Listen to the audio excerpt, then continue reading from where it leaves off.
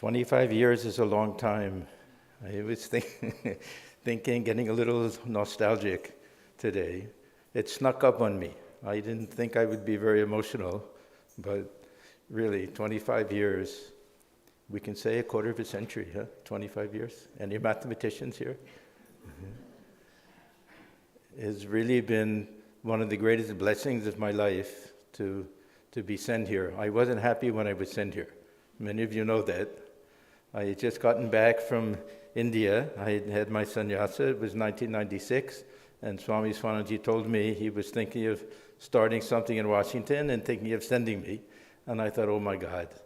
I was so happy in Trabuco and had no desire to go anyplace else. But I had such reverence for Swamiji, and he did so much for me that I couldn't refuse him. And he said something which I always remember. He said, you'll see how much joy there is in doing pioneer work, starting a center from nothing, really. And he was so right with that. It was such a joy. And I was so blessed to be able to have Swamiji as really such a presence in my life. He gave me so much leeway to do things. He had so much faith in me. I don't know why.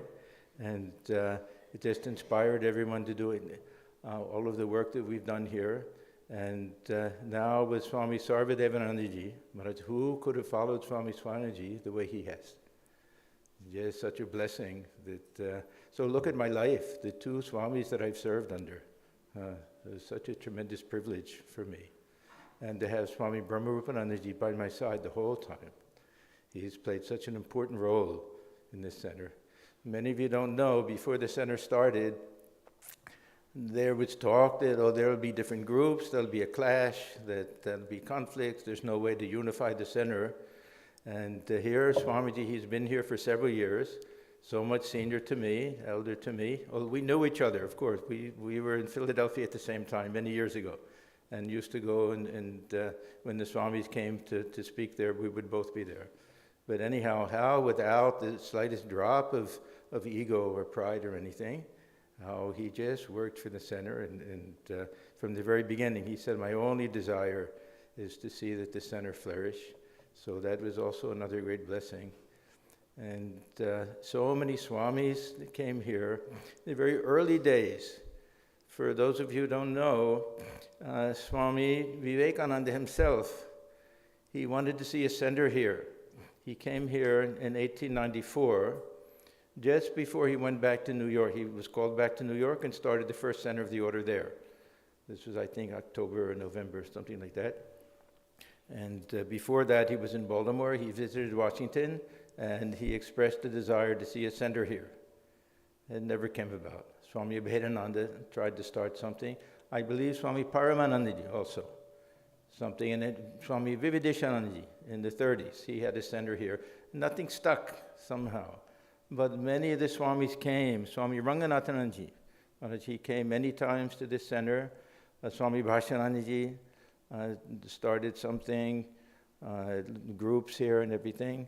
But it really wasn't until Swami Swahananda, he had that determination. There should be a center in the capital of the country. I mentioned before, excuse me, this was something that Gopesh Maharaj, Swami Sarvadevananda, told him, that he thought there should be a center in every capital city of every state in India, or every district, so Swamiji remembered that. Plus he was in charge of the Delhi center, so he knew the importance of having a center in the capital city. So he worked very hard. He wrote so many letters to headquarters and everything, and then finally they agreed. And so the center was started then. And I remember the trips that we took together. It was so joyful. In the end of 1996, after we had approval, we came and looked at different properties. There were 4 different houses in Wheaton that we looked at. And they were all tiny houses, and one devotee was going to buy the house. I was going to live in the basement, and we would have meetings in the living room. And there's no place to park in any of the... I wasn't very happy, but we found one that was the best, and we put an offer down. And because we were $5,000 short of what they wanted, they said no. Then one other devotee, Anita, she was a real estate agent. She pulled me aside and said, can I show you a few places? I said, okay. And Swami Swahananda was very tired. He said, you go without me. So, okay, so I went. 2 or 3 places, a little bit more promising. And then at the end of the day, and there was snow on the ground, we had a little snowstorm. She said, can I show you one more place? I said, okay. And it was this place. And it was very different in those days, covered with woods, a small little road that came in. We drove in, and the deer were jumping all about. And as soon as I saw it, I said, this is the place. So I told Swami Swahananda, he never even saw it. He said, you really like it? I said, yes, Maharaj. And the price was about double. He said, you're willing to go into debt for it? I said, yes, Maharaj. He said, then go for it. So that was that. We came back later and negotiated with them, and anyhow, we ended up with this place. And most important people in the center are the devotees. How everybody joined together and worked so hard. That little pond that you see in front, we dug that ourselves just with shovels. And how we worked in the basement of that little house. There was only that one little house, and it was about half the size. It was a red brick building. It didn't have the full second floor at that time. And when we first met, we could barely get maybe 10 people or something sitting inside. The little ground floor room was our shrine.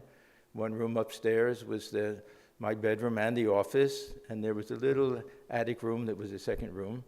And by Thakur's grace, it grew. Everyone worked hard and contributed everything. Oh, little special credit to Frederica Landy, a long-time devotee who had led such a simple life and had no idea that her husband many, many years ago, earlier, had invested in the stock market years and years ago. General Electric, all the big things. And she said, could I help her with her will and her finances? I said, okay. And she said she wanted to leave things to the center. She had no children or anything. I said, okay. We found out she had several $1 million. And so we didn't know how to approach her when we wanted to do this building, because I was shy. I didn't want to say, well, give some of the money now. Why should we wait till you die?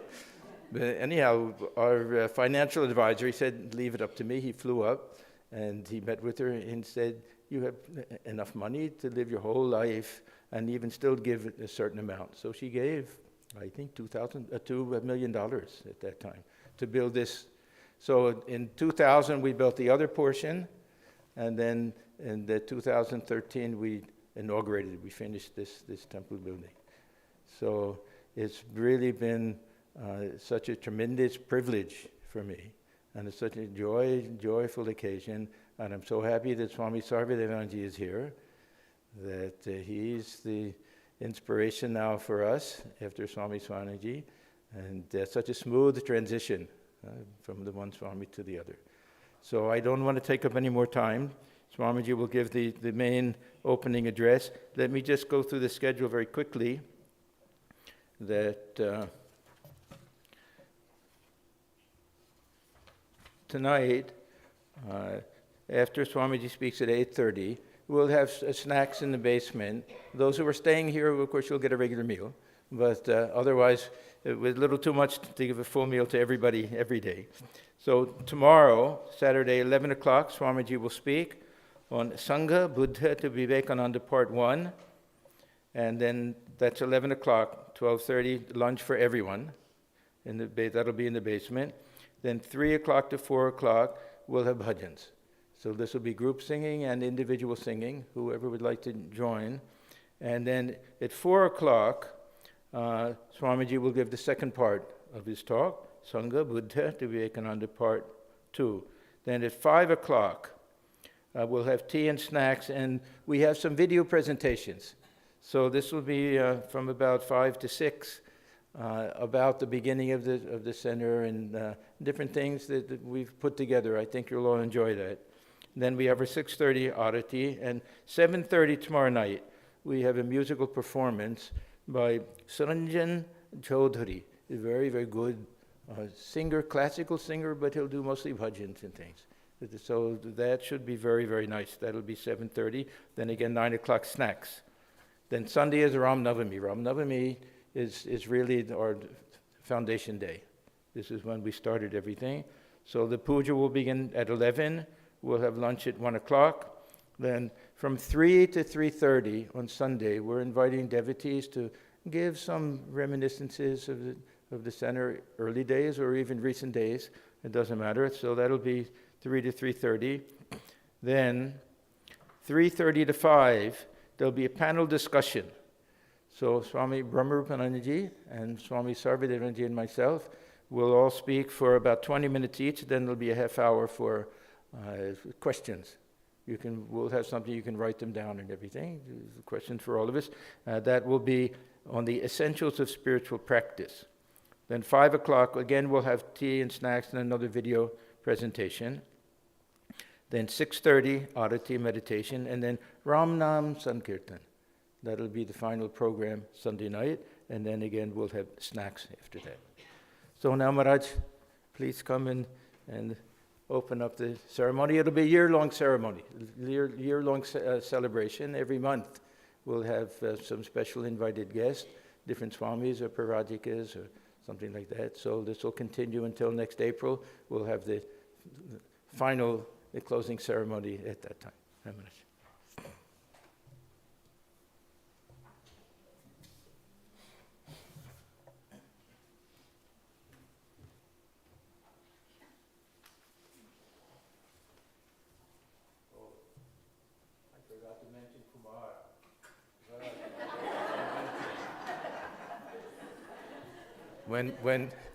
When we talk about blessings for the center, when this young fellow came and showed up one day, who knew that everyone would fall in love with him and he would be such a special part of the center. He'll be going for training center next year, so we'll miss him for 2 years. We're hoping and praying he'll come back after that, and then he'll go for his sannyas after that, and then we hope he'll come and continue here. All right.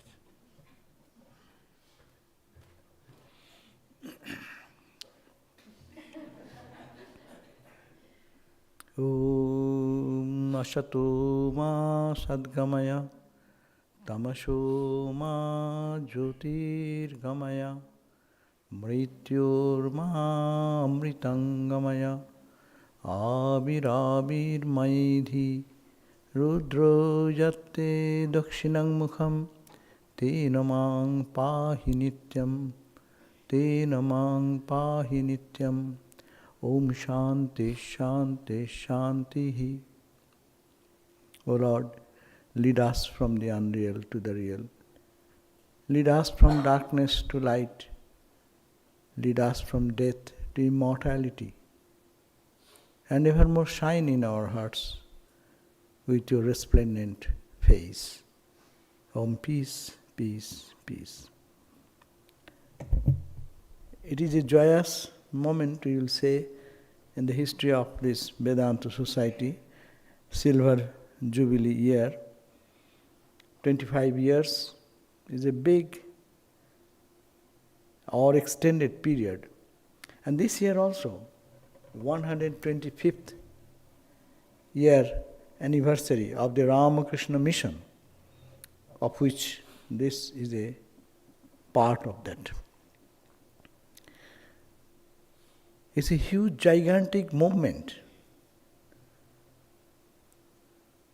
As we prayed just now, lead us from the unreal to the real, lead us from darkness to light, lead us from death to immortality.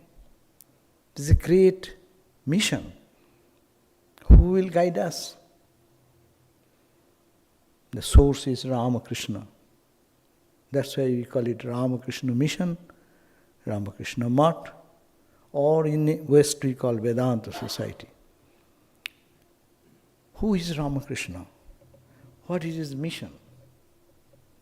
Ramakrishna is like the high mountain top. It's a glacier. It is only snow white and cool and calm and serene. There is no world, there is no worldliness. Totally absorbed in his own spiritual sadhana. The intense spirituality gathering on the top of high Himalayas. In the remotest corner of Calcutta, Dakshineshwar. And there it generated tremendous power. And that generated power. World didn't know then. But it one day fell like an avalanche. And that avalanche created a holy Ganga. The Ganga of purification, the Ganga of perfection, the Ganga of being in the state of absolute blessedness. Ramakrishna generated that spiritual energy that was injected in the young groups of boys who came around. They intensified their sadhana. They don't know any organization, anything. It was unplanned. The most of the things in the universe which is grand and great, they are mostly probably unplanned, meaning planned by the divine consciousness, not by human mind. Ramakrishna never thought that he will create an organization which will be doing this. At least we don't have any expressed knowledge of that. But we know this, that Ramakrishna created a band of young people whose intense life of spirituality, that purity and their sadhana,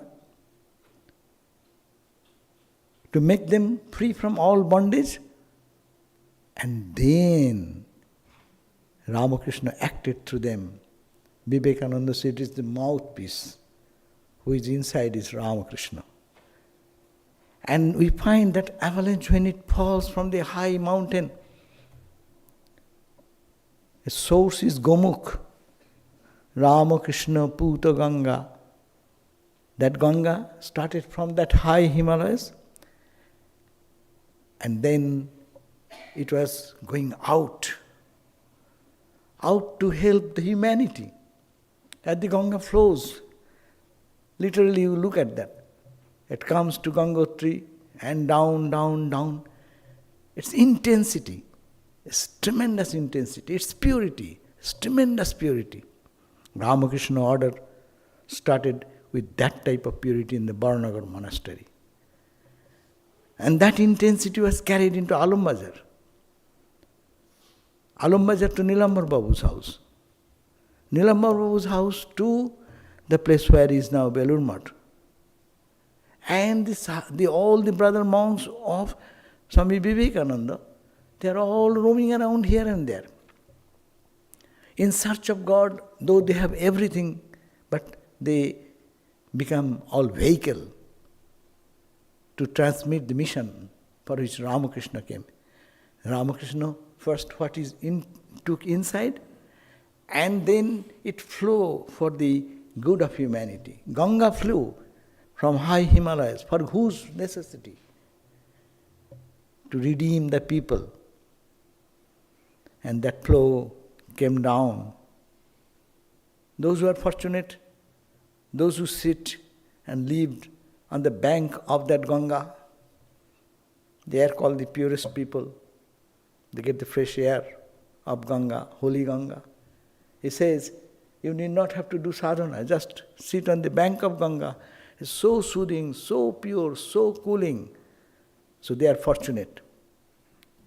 But that Ganga flow got diverged into different canals. Washington DC is a canal. Through the flow of that tremendous spirituality is flowing through, and the people, they are coming. Some come and find peace by seeing it, few times going away. Some gets more attracted. Some takes sometimes a touch of Ganga. Some tries to dip themselves into this Ganga, the flow of spirituality. This is Vedanta Society, our Ramakrishna mission, is a flow of spirituality.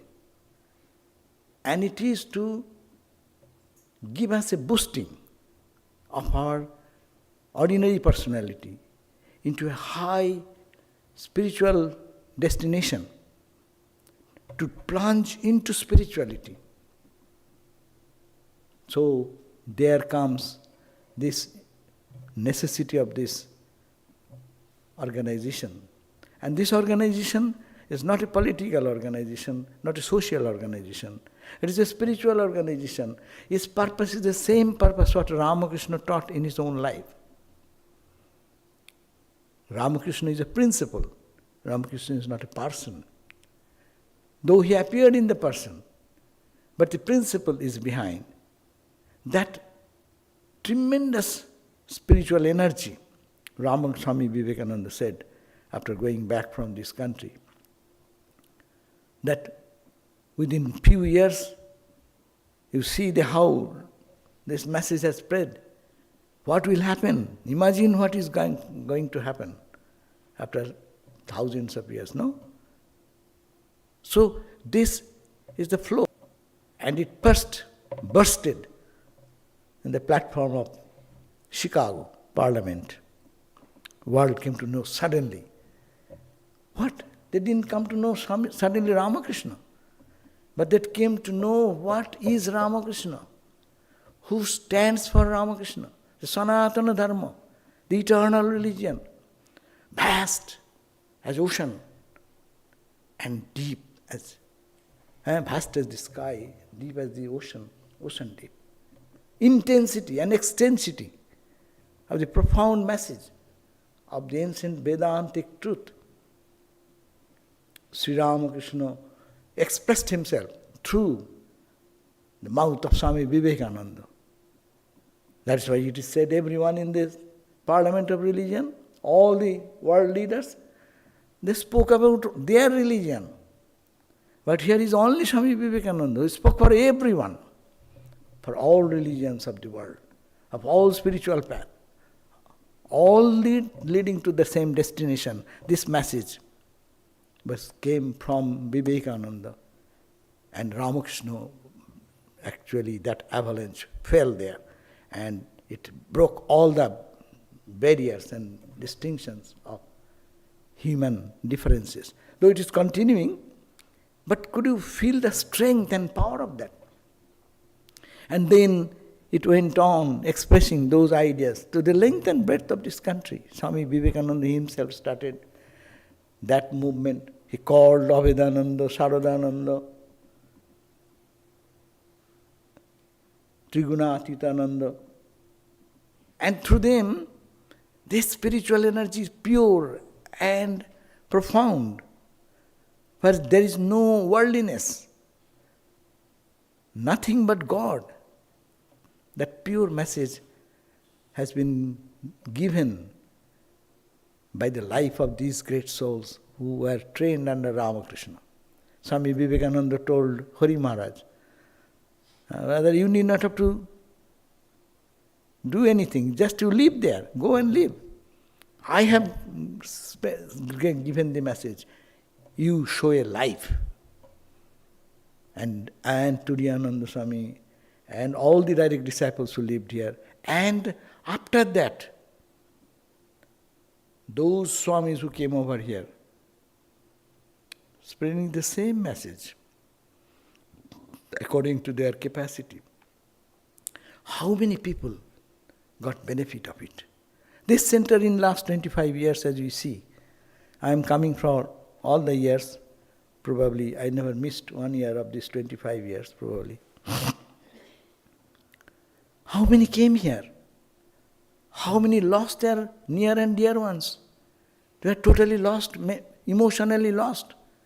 Came here. What? We have to give here? Nothing. But Sri Ramakrishna is there. And this message is there. Those who came, you are the witness yourself. Got some peace, got some joy, got some support, emotional, spiritual, intellectual, sometimes physical. That nurturing is Ramakrishna's grace penetrating into the soul of all. Not that millions, but at least this last 25 years, if we had a record, how many came and how many got this message. We are nothing. We are nobodies. But it's Sri Ramakrishna. When he wants to work, he works in his own way. Not planned, but this is the greatest plan. By being there and being available to all, this unique message to imbibe and to live and to dedicate the life for that cause, the goal of life that we find continually going on to this last 25 years of the life of this Vedanta society in southern, this Washington, D.C. As you heard just now, we all heard, Swami Vivekananda came and he wished it. But it was meant for certain time to flourish. But it is the source is the same. The message is the same. Coming at particular time period when it is ripe probably. And it was meant for someone to take the shoulder. And Stuart Maharaj was there waiting for that, hiding somewhere. And Sri Ramakrishna caught him and put him, then go from your pleasure place in Trabuco, go into the forest of this land to purchase and build up something there. It was really forest, no? So, but it is to be understood. What has prompted this? It is the message of Ramakrishna, the life of Sri Ramakrishna, the spiritual energy which generated in Ramakrishna, transmitted through gurus, and is working through that in the hearts of all. So this great ideal of dedicating ourselves for the good of others, for our own salvation, this twin ideal which this order has been established on the principle. In 1897, in May 1, so Balaram Bose's house, Swami Vivekananda called a meeting for the householder devotees and the monastics. And there, this Sangha, this mission was established for the twin ideal. And that is the core principle of all the centers in East and the West. And it will continue to do, but it is a great responsibility on us also. Because we belong to Sri Ramakrishna Vivekananda, Holy Mother. A sect, but sectless sect. It is a sect because it is not that millions of people are all running in this ideology. This broad spiritual ideal and this focused goal of God realization through the process of the four yogas as presented by Sri Ramakrishna and lived by Sri Ramakrishna and expressed by Vivekananda. This is the purpose of this organization, this Vedanta movement. So we should have to remember this and we have to take the responsibility on us. Let us practice in such a way, let us make our life tuned to this great concept of self-realization so that the truth which is there reveals through our life and we can see that the face beams with joy, with the blessedness and purity. This is the transformation of character.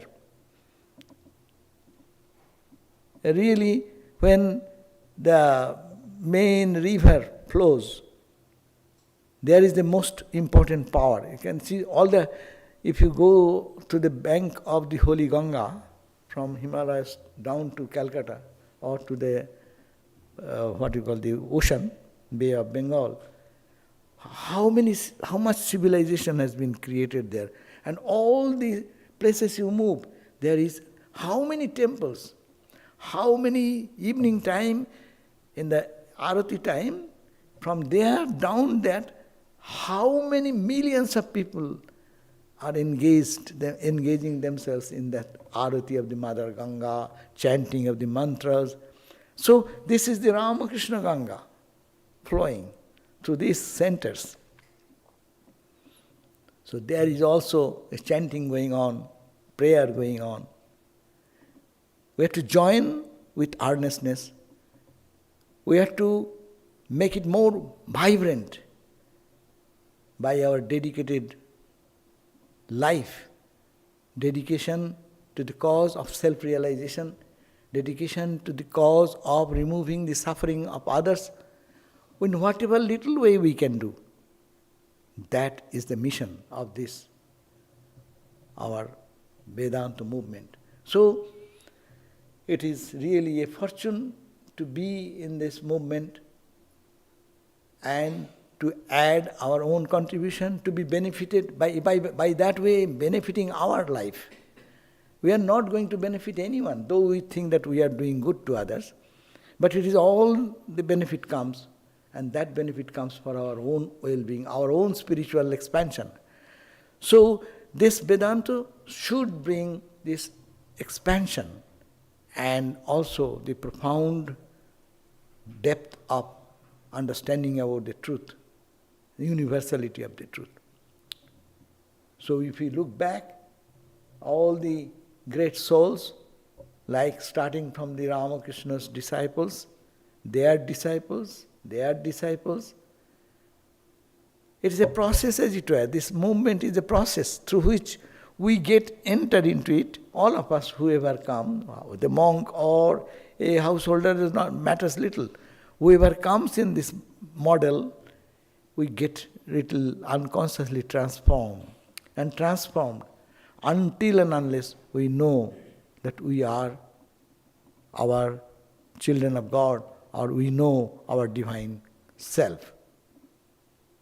So, in this journey of 25 years, Swami Swahananda Maharaj, we all heard, he used to come here, and what a joy when he comes over here. Every time he used to come, everyone is excited at the spending. That he is carrying that joy, what Ramakrishna expressed.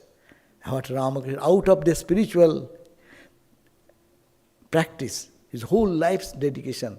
And he was a missionary by his birth. From childhood, wherever he is there, he will just go and start a group. And he has started about another 15, 16 all over US, And he wanted to move anywhere, any place. Las Vegas. He said, somebody give a house. And somebody really did that now. And then that is the house. And then there start studying this great philosophy, life-giving force, and that will generate in its own way. So we have to, what we find, that even if we get together, our ego comes in between. So we should be very careful to learn, because we are running with many institutions which has been started by Swami Swahananda Maharaj. The devotees who are there, being so many years in that movement, missed some places, very basic purpose of it. And instead of making the spiritual life joyful, instead of expressing that joy with others, contrary thoughts like any other organization happens. Therefore, it is a warning also, how to flourish the spiritual organization is to be focused on our spiritual growth. We must have to pay attention, am I growing? Am I becoming more open to the ideas of different religious ideas, to open to different types of struggles and turmoils which other people are going through? Can we cooperate? Can we make a harmony in this distinctive world of differences?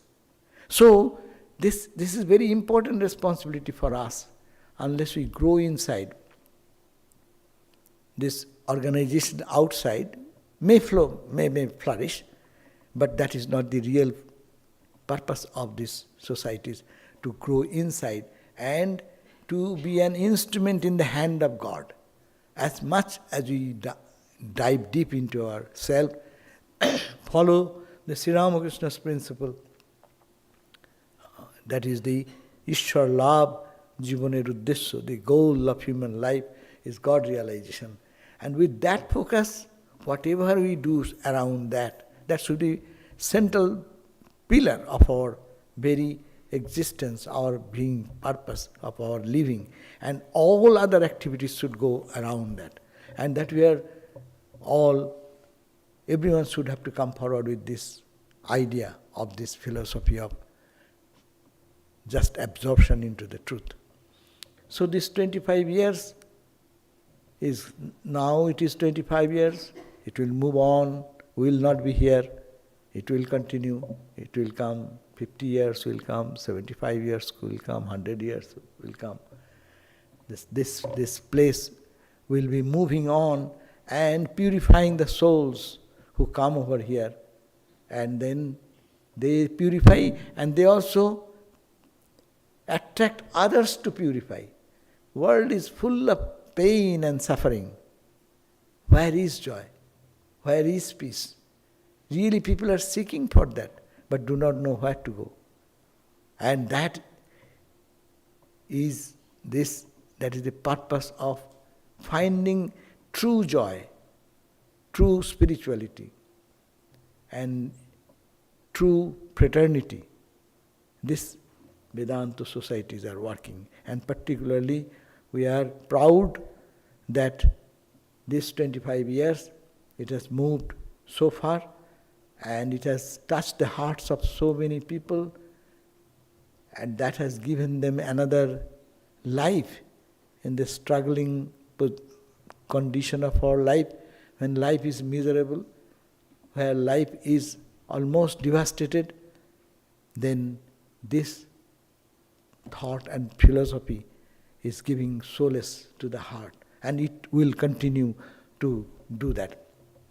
What else to think about this beautiful day? It is joy, it is always joy to see the seeking people, and it is also joy that this high philosophy, to make it practical, how the policy of Swami Vivekananda, the principle of Swami Vivekananda given to us, those practical demonstration should be made manifest in our life, like service to others, to give.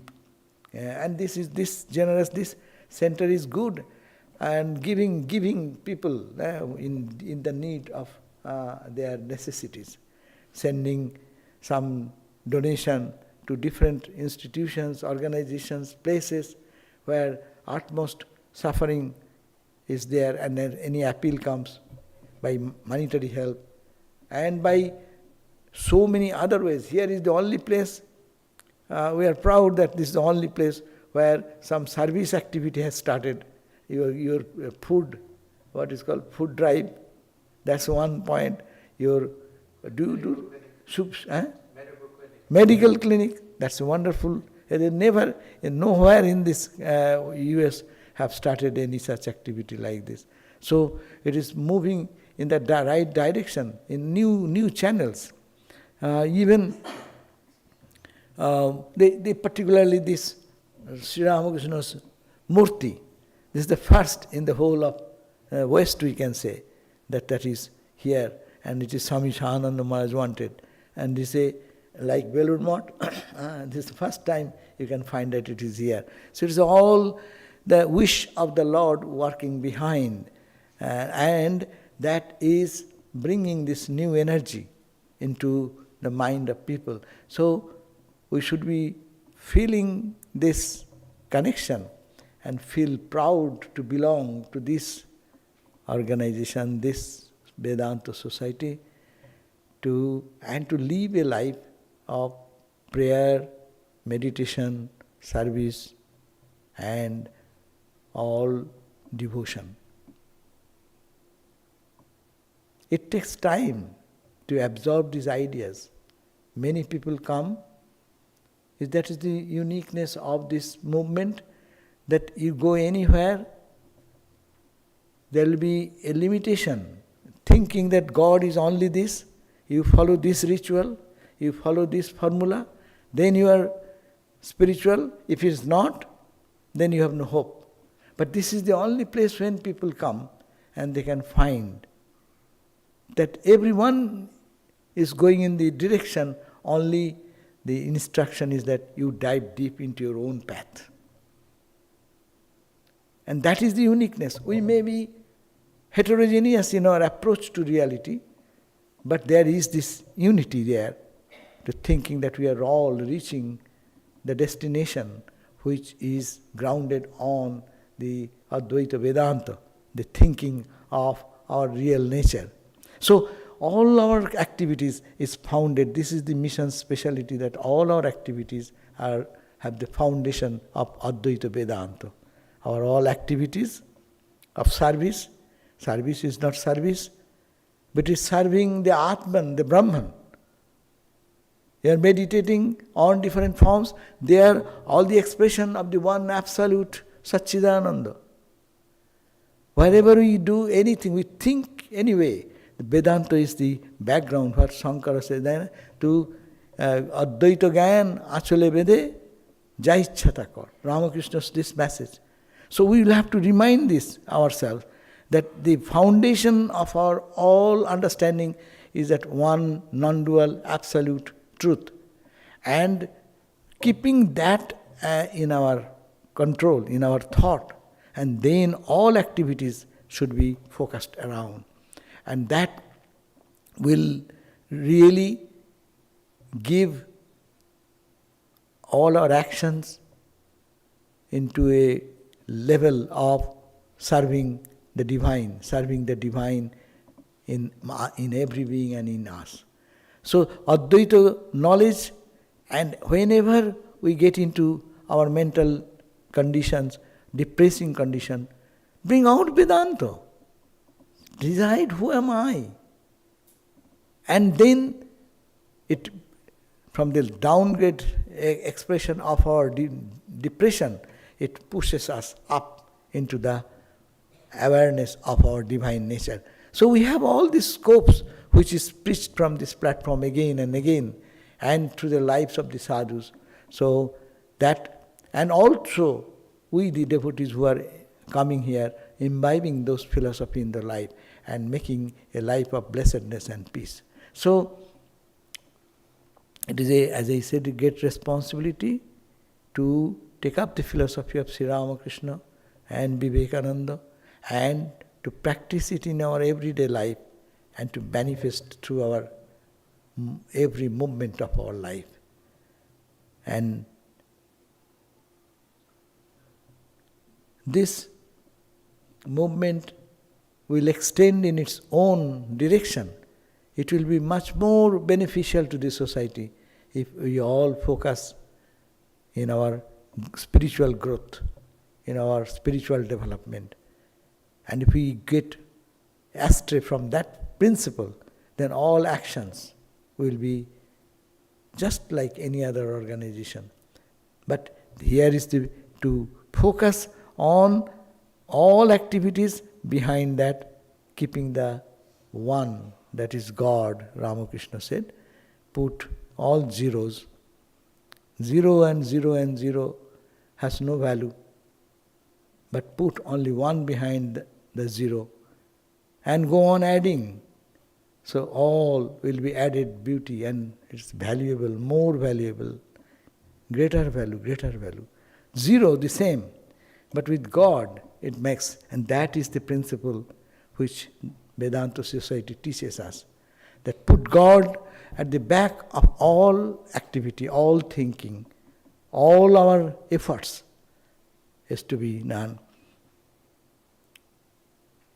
And what more to say, I'll crave for the blessings of Sri Ramakrishna to guide us, Swami Vivekananda to inspire us and move towards our self-realization and service to others and create a harmonious universe, harmonious world, so that looking at our life, others can feel attracted to us. And to us means to us, to God. So that's why Rabindranath Tagore's those words, that pather puthik seo dekhe jabe मोर मुख भवे तुम्हारो तुम्हारी your glory, more mukha bhave tomar. Even the people who are passing by will be inspired to see that they don't know us, who are we?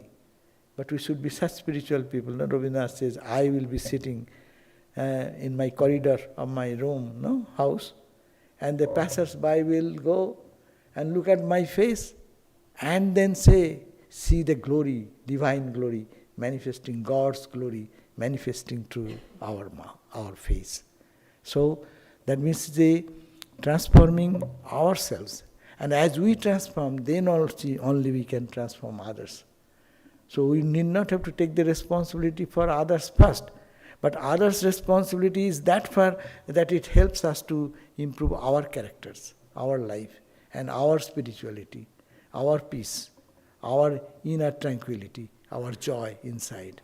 So, praying for the good of all, for the blessings of all, and I pray that this movement have only 25 years, it will go on, and it will inspire people, men and women everywhere, until they become one with God. That is Swamiji's words, no?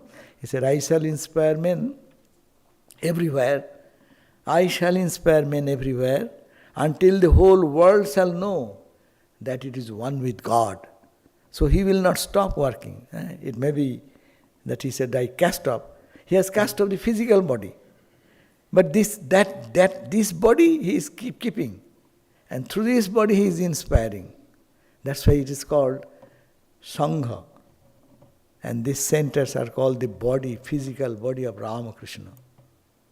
Serving this body, you serve Ramakrishna. Why? Because this is the place where people come and first get to know Ramakrishna. And nurturing this place, they get their inner awareness and consciousness. That's why it's called the physical body of Ramakrishna. Every center is called the physical body of Ramakrishna, where they get to touch Ramakrishna by touch the philosophy, touch to transform themselves. So this is the inspiration of Vivekananda, this is the inspiration of Ramakrishna working. Ramakrishna said, I shall enter into you. So he entered into Vivekananda. Vivekananda then gave it what to be given. And then he said, even I give up my body, I am not going to stop. I will go on continuing my service. So inspiring men everywhere. And that inspiration is working through all of us, as also by his own inspiration in a silent way to this organization, these Vedanta societies. So we pray for its long life.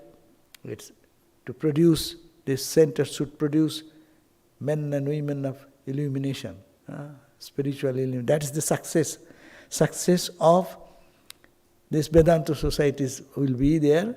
And we are proud. We saw that some of our past people, when they left their body, they are very peaceful. Some of them even felt of Ramakrishna's presence. So this success is there. Success is not in the material growth and development, but success in the transformation of the soul, and how many souls have been transformed by that way, and how many is getting transformed every day. So we pray so that blessings of Sri Ramakrishna, Holy Mother, be upon us all. Thank you all.